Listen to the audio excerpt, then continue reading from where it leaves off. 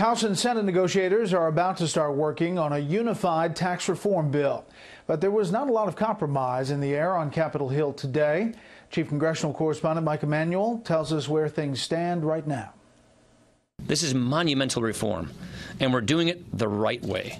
But on the routine vote to approve a tax reform conference, some House conservatives nearly blew it up. The House will come to order. Republican leadership supports a 2-week government funding extension to buy more time to finish up year-end fiscal issues.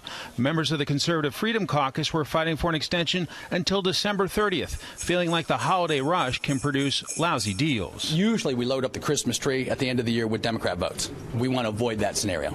Late today, Freedom Caucus members acknowledged rank-and-file Republicans don't support a longer extension.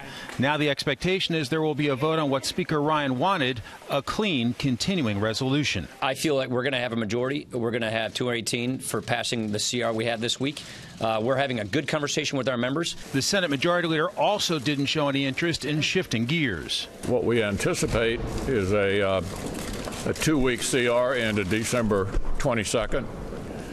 Which ought to give us a little room to talk about provisions that are going to be part of the year-end spending measure. That sets the stage for a meeting of the big 4 members of Congress with President Trump on Thursday after Democrats Chuck Schumer and Nancy Pelosi backed out of last week's meeting. We showed the president no games. This is serious stuff. We think he learned, and he invited us back this week.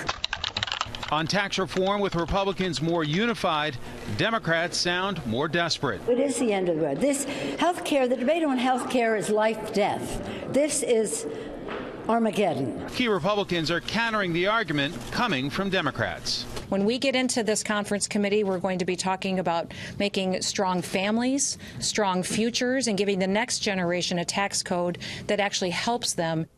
GOP leadership sources say Republicans share the same goals on policy. At the end of the year, there was just a disagreement on tactics, and most didn't see any advantage to saving fights until just after Christmas. Brett? Mike Emanuel on the Hill. Mike, thanks.